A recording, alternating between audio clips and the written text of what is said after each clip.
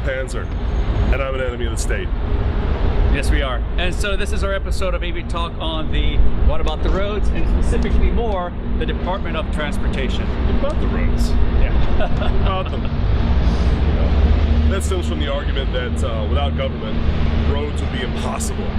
Like for some reason, it's like without the political body of rulership we call representatives. Yeah, roads would just never happen. Right. Never. A techno marvel that's so difficult to conceive of, to put some asphalt and gravel on the ground, right? Yeah, so some interesting things about what Department of Transportation here and the tax firm of Virginia is about. It's a state agency, of course, and they VDOT, as more colloquially known here in Richmond. Right. And they pretty much oversee everything that has to do with transportation. Seaports, airports, buses, railroads, public transportation, anything that has to do with the traveling, with that way of to move around. Yeah, freedom of travel, basically. Yeah. They're the ones who are the gatekeepers. Yeah. Yeah, the freedom of travel is a whole different topic. You don't have it, but we'll discuss that later if you want in the comments. Yeah, and there's over 7,000 employees that work here. Yep.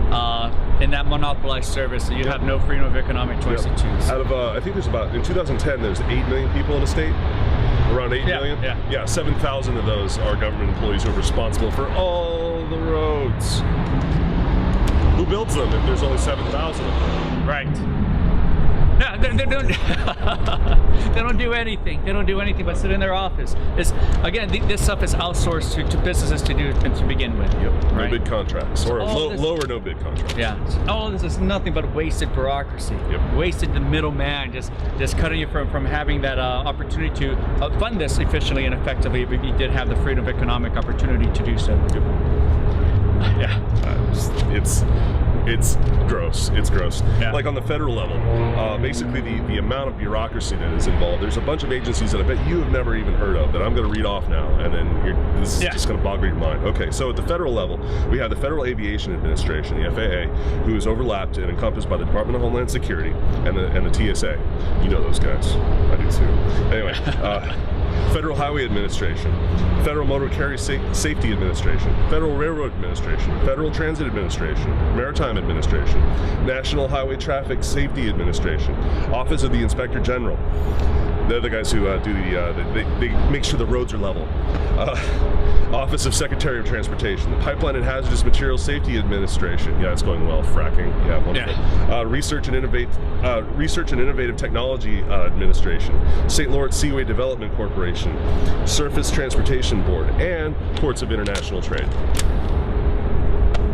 That's like that Hitchhiker Guide to the Galaxy area with all this bureaucracy. Yep. Lost, found, queried, yeah. Relost, buried. Yeah. You know.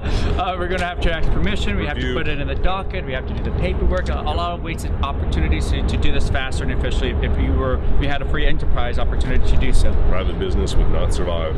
Right. With that level of bureaucracy. Would not. They wouldn't get anything done, and that's why they don't. That's why it takes forever to get anything done. Just to put up a simple sign to say maybe like here's a winery in this direction, that takes months, that takes forever. You don't have the freedom to put up your own sign on your own property to point to that. Yep. So that again ruins tourism, that ruins economic activity, and again that's what happens when you have a monopoly on anything. The cost continues to increase while quality continues to depreciate. Yep. And right in front of us here is Broad Street, and if you drive along this stretch, it's like driving on the moon, which we've stated on several prior episodes. So yeah, these potholes take months and months and months to fix. You got to go through all these bureaucratic hurdles just to get let them know that there's potholes. Then they got to get the money, and then they got to so you have the council meeting, and they got to second it, and they got to vote on it, and it's like really. Yeah.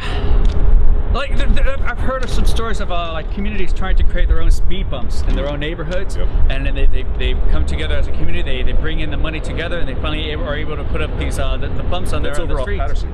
Right, they've got to set that. Yeah, that's over off of Patterson. So some communities will be able to do that, but then sometimes I've also heard this agency will come in and strip it off, not reimburse and say, sorry, you didn't ask our permission. We have the authority. We're the only ones who can do that. Your safety is our concern. Yeah. What? Oh, okay. Yeah. So they just want you to beg as a tax list they see you as to do anything. Yep. Pretty much. Too bad. So let's get into the stuff. We got a bunch of talking points, and we're going to try to get through them, and we're going to inform you. Yes.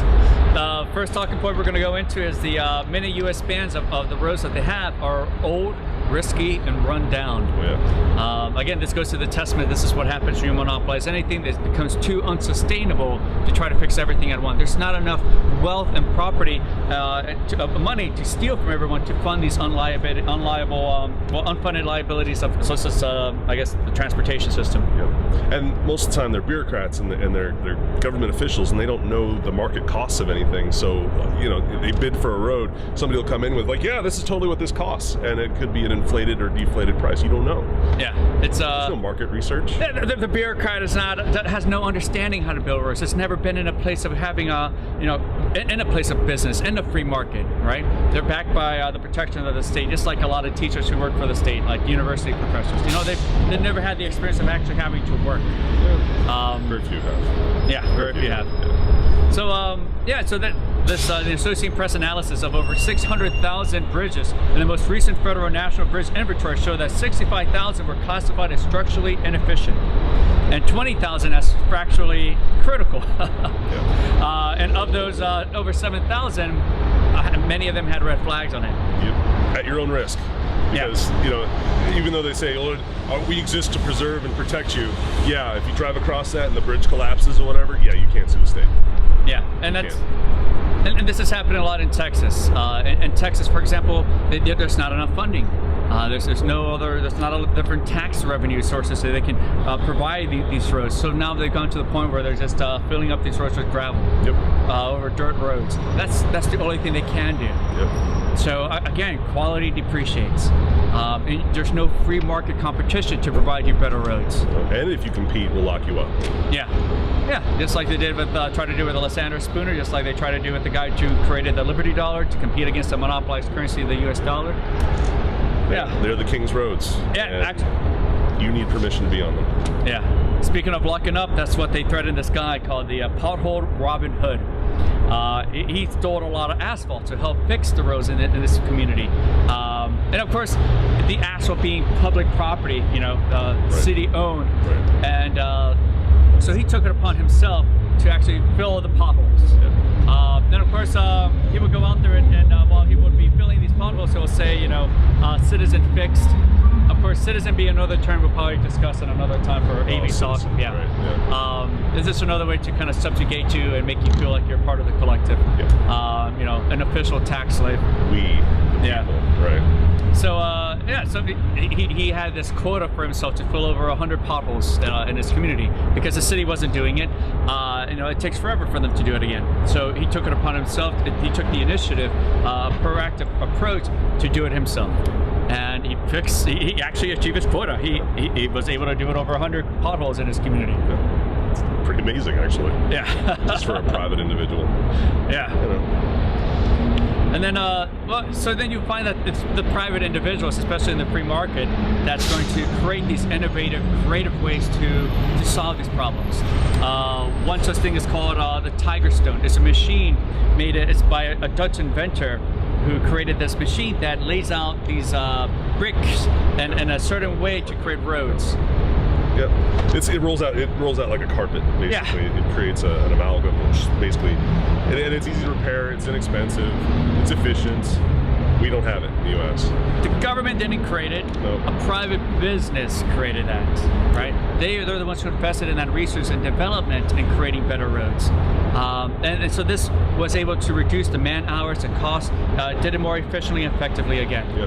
And even this may come as a shock, but asphalt is typically not the best material to use for building roads. You can use concrete. Concrete is less expensive. Yes, it consumes resources and there's chemicals in it, but it's 10 times stronger. It gets stronger over time.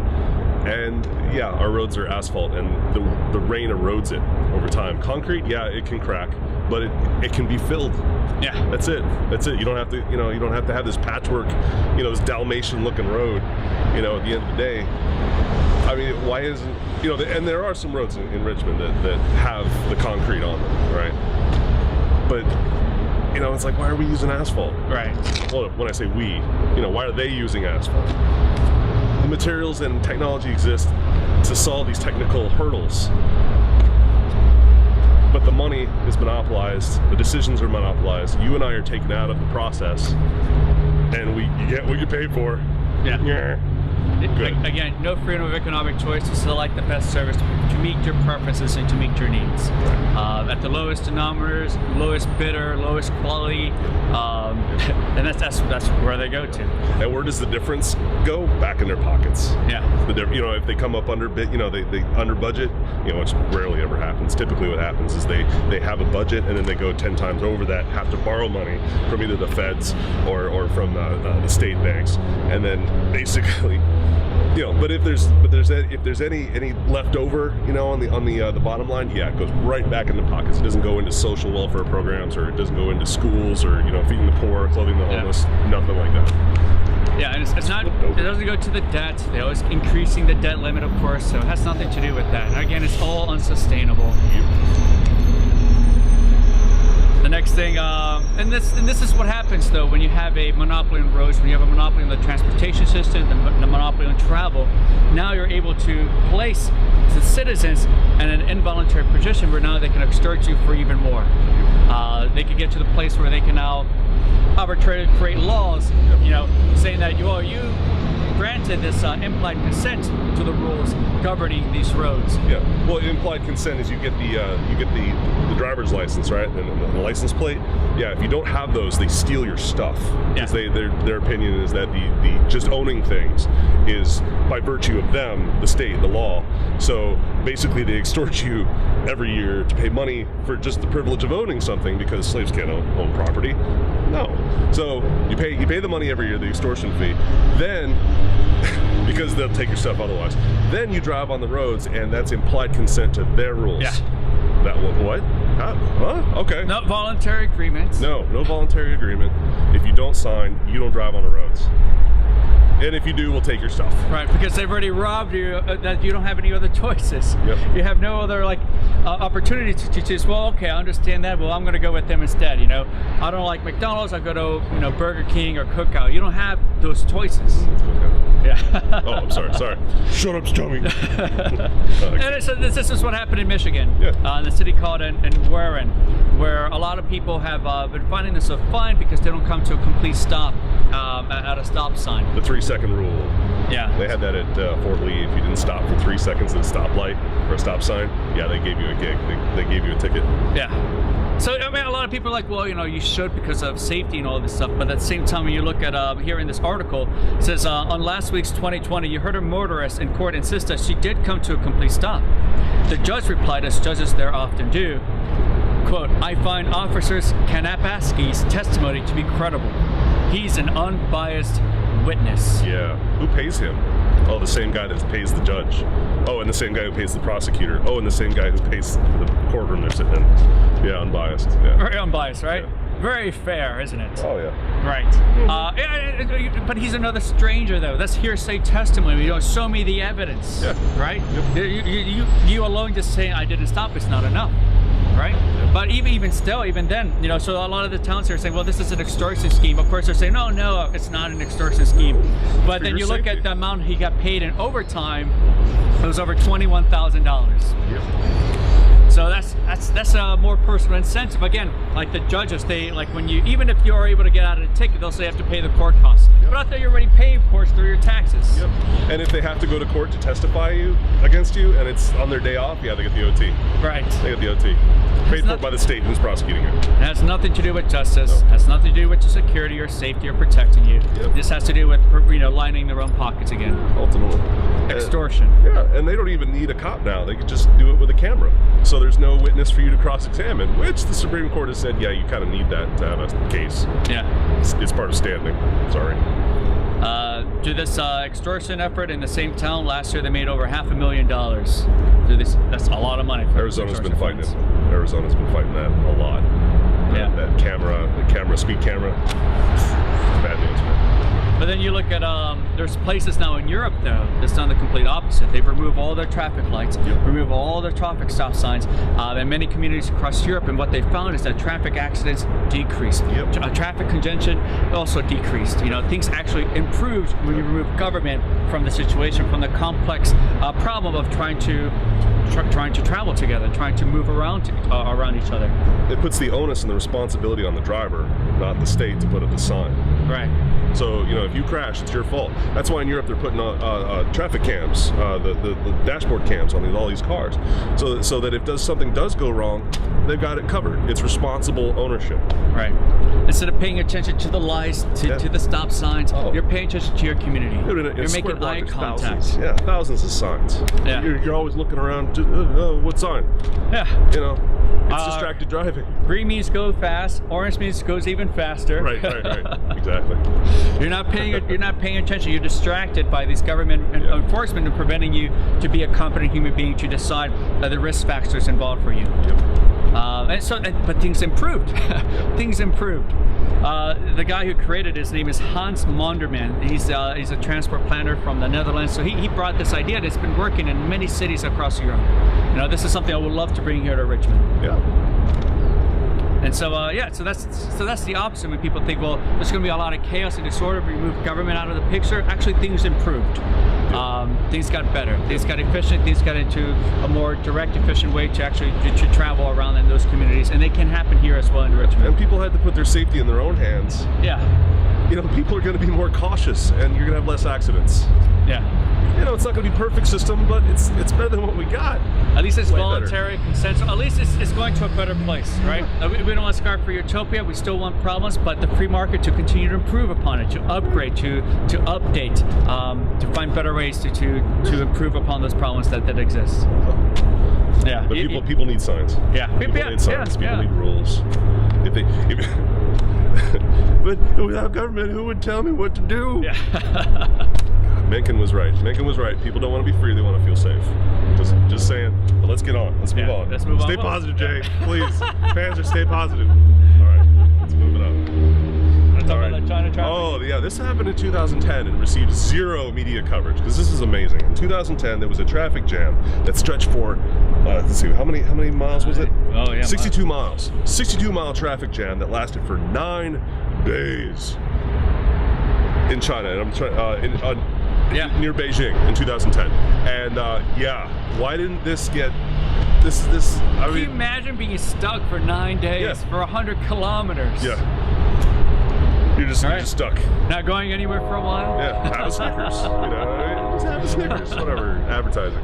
No, but I mean, that's what government infrastructure programs do. It's like GM. General Motors designed the highway system in California. You know, it's like, why? You know, for their own purposes. You can't, you basically, to get anywhere in California with regard to Los Angeles and Orange County and North County, South County, San Diego, and stuff like that, you need a car. You absolutely need a car. But the problem is they make more and more cars, and they don't expand the roads to accommodate that number of cars, and you have more problems. And that's basically what happened here. Yeah. 9 days. It's like imagine if New York literally was at a standstill for 9 days. Dude, everyone, MSNBC, Fox, everybody would be like, 9 days, what's happening? You know, the government shut down and we're freaking out. Yet something this monumental happens in China, no coverage. No coverage. I mean, and that's a testament to that's why the change takes so long through government. Again, it's not a private business. A private business will assess the situation and immediately would want to respond to it and try to fix the problem, right? Yep. They're not meddled with bureaucracy, right? It doesn't have to take forever. I mean, people talk about like, well, change takes forever. Yeah, because you're trying to do it through government. Right. Right. The slowest zombie-like creature out there that exists in trying to solve things. Yeah, well, it's the same thing with technology. Problems are technical. They're not political. Okay, you know, Tesla tried to give humanity free electricity forever. Okay, there are people in the world that have created hydrogen fuel cell technology, magnetic propulsion systems with regard to charging batteries for electric cars, so you don't have to plug them in. You know, all these other technologies that, of course, are escaping me at the present. But governments have taken those like off the books. Either the people that invented them, you know, suddenly met an untimely death, and their patent was filed under the federal, you know, the secret warehouse from the Raiders of the Lost Ark, you know, and you know, it's like if government didn't exist, people would be free to innovate and solve their own problems and market them. Yeah. I look forward to the day when we finally do end the government, do end statism, because then all of us can finally get together and go to that warehouse and uncover all these crates. And and it won't be perfect, and it won't be utopia. It'll be much like it is now, except we won't be afraid of a gun that'll come out and be like, do what I say, or else you go to a cage forever. The imaginary fiction authority that they have will cease to exist. Right. And this brings back to the next point, again, to individuals creating solutions to these problems, like in Detroit, for example. There's this guy, his name is DeRosa. He's a 25-year-old college dropout from Detroit, and he didn't go to college? He didn't finish?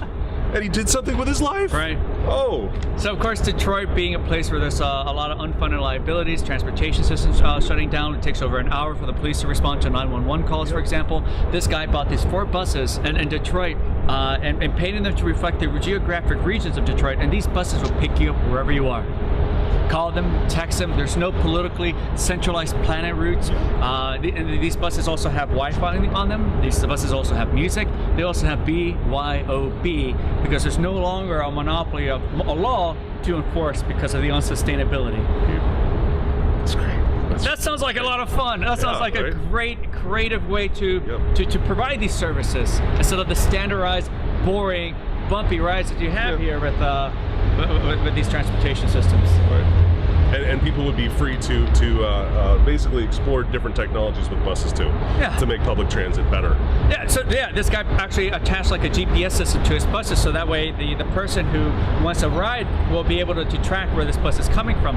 But then after he did that, the government copied him and tried to do their own on their own buses. Whoops. Right. So again, it's private individuals, private enterprise that leads the way to innovation. Yep. Now, I think government, the only thing they can do is just copy that, co-opt it, and turn it against you. Yeah, basically. And then charge you, and then require you to get a business license to basically do the idea that you came up with. Right. Where's your piece of paper? Did you ask our permission? Right. So things can get improved. You look at Detroit as an example. And the next thing goes back to Tesla. Back to Tesla. Where Texas bans the sale of these Tesla cars. Now the Tesla. Now, just to clarify, the Tesla company is not Nikola Tesla. It's something else. But please. It seems like more of appreciation. Right. It's giving him some of the credit he deserves. Right. He tried to save mankind. But anyway. Well, these are electric cars, so so you'll find a lot of the different ways that politics prevents new innovation, new technology, and designs from coming and entering into the market. And this is a particular company that's trying to go into the North Carolina market, the North Carolina tax farm, for example. But of course, you have a lot of special interests, like the Automobile Association there, that's trying to prevent that competition, because it's pretty much cutting their way how they do profit, right? They're trying to go around having dealerships. They want to actually deal directly with the customer. They don't want to pressure you to buy. They just want to bring the car directly to you with no middleman. And of course, the automotive dealer finds this as a threat, so because they have a lot of political connection, they're able to prevent that. And if you think you own your car, to go back to the previous point, when you go to say you go to a dealership and you buy your car and you sign the thing and you get the loan and everything like that, your car gets registered to the state as property. Yeah. You don't actually own your car. You don't actually. And that's so much you don't own even your home. No. Or you don't even own your work, right? Yep. Your productivity. Yeah, but property taxes go to fund schools and roads, do they? Look it up, please. Prove me wrong. I would love to be wrong about it. Yeah. Please. But, Cal, continue being positive. Eventually, the Congress and North Carolina relented and accepted the business model to sell their cars, but after a while. But even still, that's a lot of time to catch up. That's a lot of time preventing you from freeing yourself in that particular business to deliver these services, to deliver these products to you, the consumers. Yep. And this is an example of how people will look for government to that political power to prevent competition. And electric motors and electric cars, the technology has been pioneered and improved upon since the 1920s, and probably before that, with designs. But they were basically killed, by these auto industry. And I'm not down in industry. Industry is great. However, responsible industry is something that we direly need in this nation, in this world. Yeah. But I digress. Stop me from talking, Cal. Stop me from talking. And again, it's the entrepreneurs that's going to create the answers to the problems that we need. Yep. There's the guy who co-founded PayPal and SpaceX and Tesla. He has this plan to create a high-speed rail system that will pretty much just shoot you through a tube to travel. Maglev. Yeah. Maglev. So this projector will take like 30 minutes of traveling from Los Angeles to San Francisco, for example. Yep. And so the government doesn't build any of that stuff. They're always behind the technology. They're always behind innovation. They're always trying to play catch up. Right. It would actually be classified by the government as a destructive or disruptive technology, and it would be freaking tabled. You would not no permission to build it. Right. Freaking 45 minutes from Los Angeles to New York. 45 minutes traveling at like super ballistic speeds. That's Star Trek stuff, right? Yeah, the technology exists. We don't have it. Right. It says here, this Hyperloop system would cost between like $6 to $10 billion to create, but then a starting point, for passengers, it would cost about $20 per trip. Yep. That's not bad, right? Again, you look at the free market. The plasma screen TVs that came out a couple of years ago cost thousands of dollars. Today, you can buy a better version for a much cheaper price. And even if it didn't cost $20 to go from Los Angeles to New York, I mean, I'd still pay around $300, and you still have a better experience than you would going through the airline. Yeah, airline. And so this particular innovation would be able to continue to function despite of rain, despite of weather, despite the different areas where the transportation has been monopolized, where it deters transportation, prevents traveling. So you'll find, again, the entrepreneurs in the free market will create awesome ways to I guess, find solutions around these problems. And there are problems in the world, and you know what? We'd have a security force, and you know what? It could be privatized. It doesn't need to be the TSA. It could be somebody else who just really wants to A, protect and preserve liberty and freedom, and B, maintain security at the same time. Keep it balanced. Oh, and use common sense, TSA. Yeah. Thank you. I have a blue shirt. That makes me, I have authority over you. Right. A costume. And so you'll find that, again, this goes back into wrapping all this up, that it's going to be individuals that build stuff. There's a guy in India, for example, who actually created his own road. Yeah. Carved it right through a mountain. It took many kilometers to reach the nearest hospital for his wife who fell ill, and she died along the way. But before that, though, he advocated, he tried to get the government to, a lot of communities tried to get a government to create this road because it took a long time to go around this mountain. Yep. Government refused. Yep. So he took the impetus upon himself to build the road for himself and the future of his village. Yeah. And just, it's like, well, someone should do something. Well, you're someone. Yeah. We're somebody. Stop waiting for someone else to do it and realize that you are that someone. Yeah. Realize you are that individual. Right. Take the initiative, be proactive. It took this guy 2 decades to do it by himself, but eventually he carved it out, and it's been saving the lives of a lot of people. People travel through this road now daily, over many members of his communities to have an easier access to these facilities and services that they need. And nothing worthwhile is ever easy. Yeah. There are obstacles. You had to clear rocks by hand. By hand. Yeah. It was important enough for him to do it in his heart, for him to make that happen.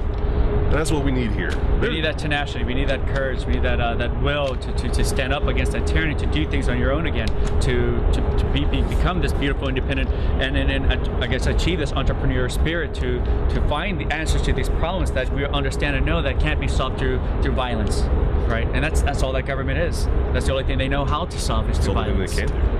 Yeah. It's transmit money, take money from one group of people at gunpoint, and then basically transport it over to another group of people and say, there you go. They don't have any answers. They don't do anything. They don't create anything. The only thing they know how to do is to steal from you and cause destruction, murder, and mayhem. Yeah, what did Rothbard call them? He called them basically a monetary transition utility. That was it. Yeah. It was basically take money from one group and then give it to the other. That's all they can do, literally. People build roads. What about the roads if government? People do. I drive a concrete truck. I see it every day. Contractors, men, hardworking men, women, feeding their families, come in and build roads. It can be privatized like that. So hopefully you enjoyed this episode of AV Talk on the Department of Transportation. Yeah. My name is Cal Moloney. And I'm Panzer. See you at the victory party. Keep up the fight.